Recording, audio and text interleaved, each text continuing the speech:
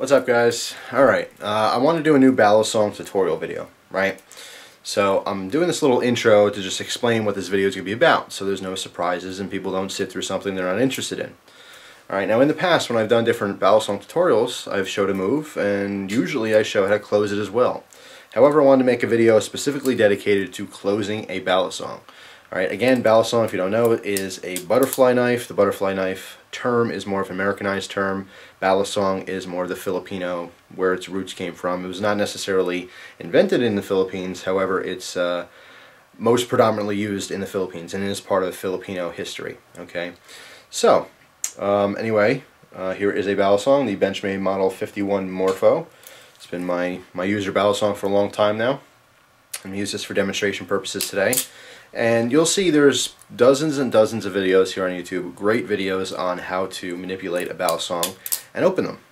Okay, lots of videos, really cool different ways to do it, all different kinds of grips, elaborate ways, simple ways, everything you can think of. However, to date, I haven't seen a specific video just dedicated to closing them. So that's what this is going to be about. I'm going to get out of the way, so I'm going to give you the first person perspective, which I think is always a lot more helpful. So I'll use this background here. It's the curtains, whatever, for my sliding doors, just so that there's no confusion. I'm also wearing kind of a crazy plaid shirt today too, so if I did it all in front of me, you wouldn't be able to see what I was doing. Alright, so I'm going to switch the camera up, get a different angle, and then we'll go over how to close a Balisong. Alright guys, so here is the Balisong. Alright, let's get a quick little lesson in this in case you haven't seen these videos before. We have a blade and we have two different handles. Okay, the handles pivot around the tang of the blade so you can manipulate it one-handed to open and close it. Alright, for the purpose of this video, the bite handle is going to be the handle with the latch on it. What that means is that here's where our sharp edge is. Okay, so if we're holding this handle, we are in danger of perhaps cutting ourselves. When we're holding the other handle, which is known as a safe handle, you can do ricochets, which basically means to bounce off the spine of the blade without cutting yourself. A lot of times in videos, people think that the knives are in fact dull because they'll see something like this. And they go, oh man, you just bounced that blade off your hand. You must have cut yourself. You know, either that or it's not really sharp. That is, however, a fallacy. Alright, the spine of the blade is not sharpened whatsoever.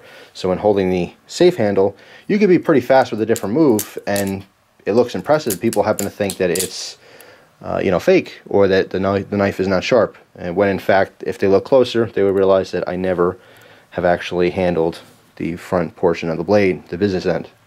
So anyway, for the purpose of this video, I'm going to do a very simple opening, okay, which you've seen many, many times before.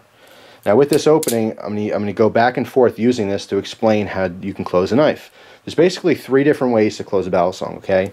And assuming we're opening it like this, the first way to close it is to repeat the exact same move, okay, but starting in an open position. If I do the exact same thing, it closes it. Open, close, open, close.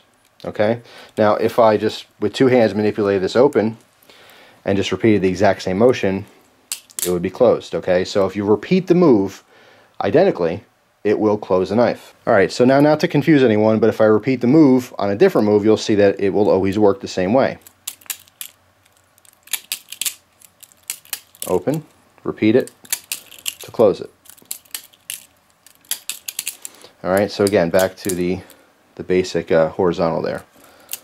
Just repeat the move and it will close the Balisong. Alright.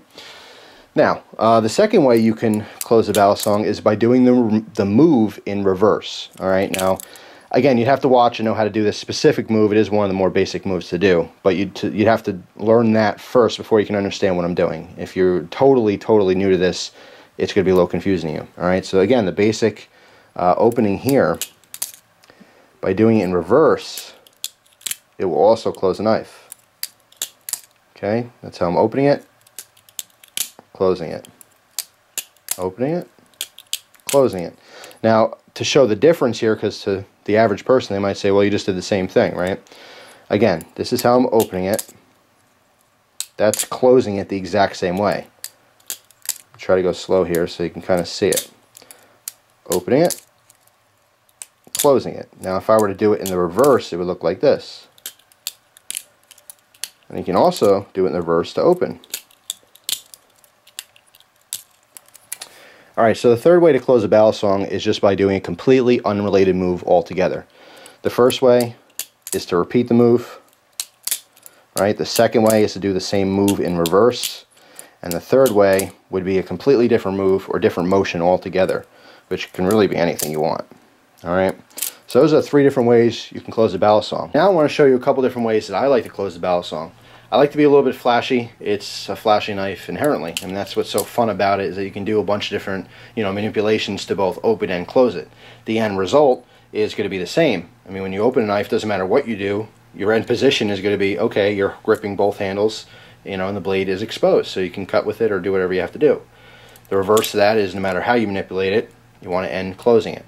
A lot of people, they can be very flashy with it, but then once it becomes time to close it, 9 out of 10 times you'll see this, which is totally fine. There's nothing wrong with that. I just like to end it with something like a surprise. In this case, I'll show you how to do an aerial closing. Now, first off, what I just did there is basically the quick draw in reverse. Instead of opening it, we're using the quick draw to close it.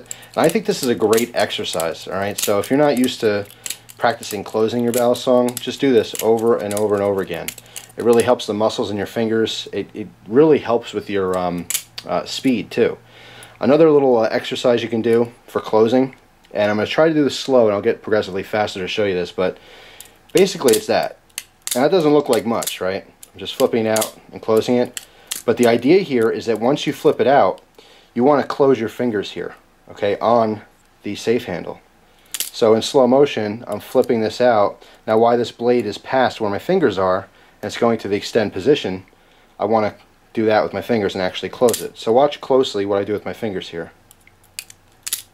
See how I grip the handle completely, and then I have to move my fingers out of the way before I bring it back in. If I'm not fast enough, I'm going to smack my fingers.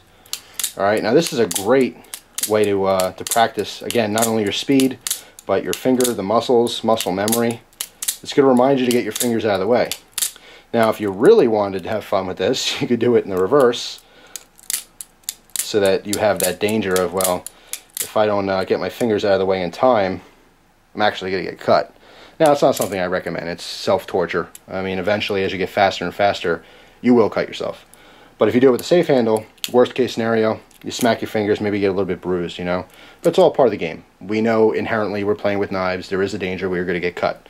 You could tape your blade or use a trainer if that's something you're worried about, but even with a trainer and the spine of the blade, you could still bruise yourself a little bit or barely break skin from the impact. But try this. It's a great little tip for just general flipping as well. It's not just about closing the knife.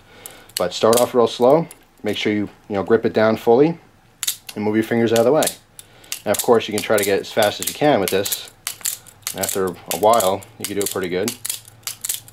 Like I said, or you could be daring and grab that bite handle. You might want to not go as fast to start off, but you can certainly practice it. So just a little tip for me to you. Now, let me show you what I was originally going to say. That's kind of sidetracked there, but I figure any kind of tips and tricks would be certainly helpful. But what I want to talk about is the aerial to close it. Now, we've all seen the basic aerial, which is 1 to 1.5 rotations to open a balisong. Okay, very impressive for a lot of people, especially if you're new to balisongs. It's a scary thought to physically let go of the knife. All right, because once you let go of it, there's a lot of variables. Okay, when you're actually flipping it open, you have how much flip you're actually putting on it. If you flip too hard, it's going to spin too fast. You could flip it way out away from you or too close to you. Then once it leaves your hand, it's a matter of timing it to catch it properly. This just comes with experience and time. There's no substitute for just trying it over and over and over again. Like I said, if you have a fear of cutting yourself or hurting yourself or damaging something by dropping a sharp knife on it, I would suggest using a trainer or a tape blade. The problem with a trainer is that a lot of times the weight is a little bit different than a live blade. All right, so if you have the possibility of getting a trainer that's very, very similar to a sharp model that eventually you're going to be using, I would highly recommend that. The other problem is that once you go with a trainer and you have something that's dull, you can be a little bit more laxed. You know that, all right, I'm not going to hurt myself, so what you do is you tend to be a little less noticing of when that blade does touch you. And you can do some crazy stuff with a trainer, right? But then when you switch over to a sharp knife, what happens? You're careless because you have that mindset of I can't get cut. And one of two things happens. Either you just have that same mindset and you do accidentally cut yourself, or now you're physically scared of the knife because you know the danger's there. So you're more conscious of it, therefore most of the times you end up screwing up because you're nervous. So anyway, just a couple, like I said, couple little tricks here and there to practice and get your timing right. But with the aerial, that's a whole different ball of wax. But if you already have the concept of a simple aerial, you could certainly do that in this case to close a knife as well as open it. Same amount of timing, same everything. You're just starting off in its open position. Now the weight is going to be different, so it's going to be a little weird at first flipping it up. And especially since the blade is already open, you do have to move your hand before the rotation, otherwise the blade will hit you. Whereas when you're starting from a closed position and you throw it up, you have a little bit more time before this actually comes back towards your hand. So anyway, if you're used to doing the regular aerial, next time you do your combination, whatever you're doing, you get in that open position, turn around so that the blade is facing downward and try to do your aerial to close it, which is definitely something that's unique. You don't see a lot of people doing that. It will definitely catch someone's attention. Now specifically, if you do that aerial, once you close it, to grab it from this position as you're lowering your hand and to put that thing right in your pocket, it is really smooth, really classy. I pulled that off a couple times, I did different moves, finished with the aerial and slipped it right into my pocket. And it's just, people are like, whoa, where'd it go? And it's just pretty cool. It's a flashy move. But it takes practice, and like I said, if you are flipping with a sharp blade, just be careful. It's inherently dangerous playing with knives. You should already know that by now. But if you're that reckless, you may want to even, flip with a pair of goggles. I don't suggest gloves. A lot of people say, use gloves, you won't cut yourself, the Kevlar gloves or something else.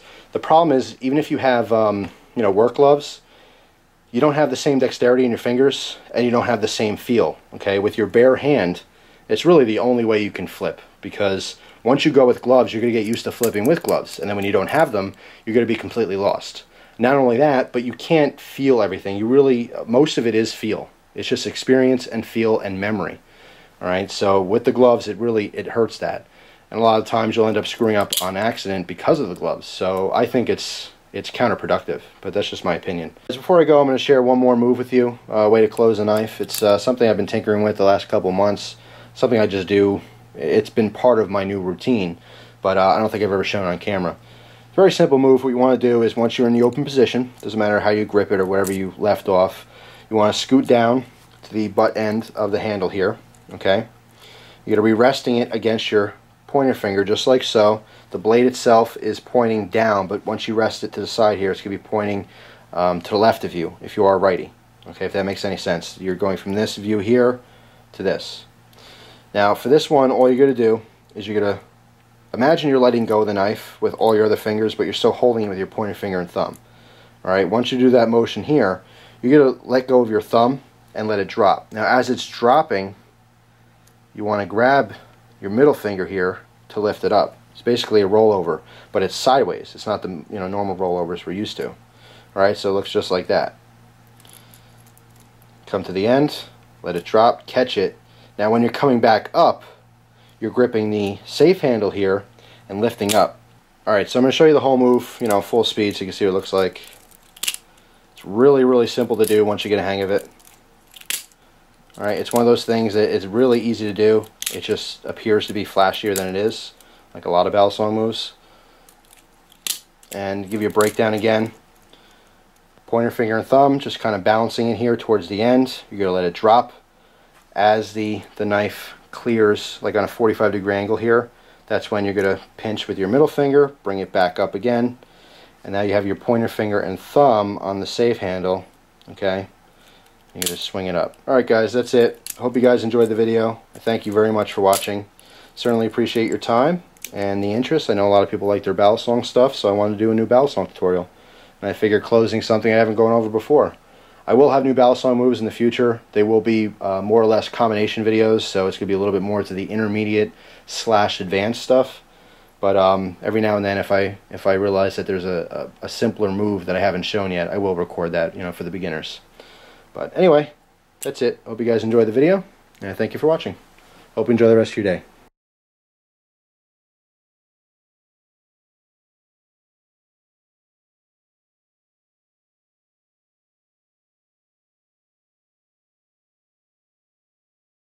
So again, doesn't matter how you're doing your move.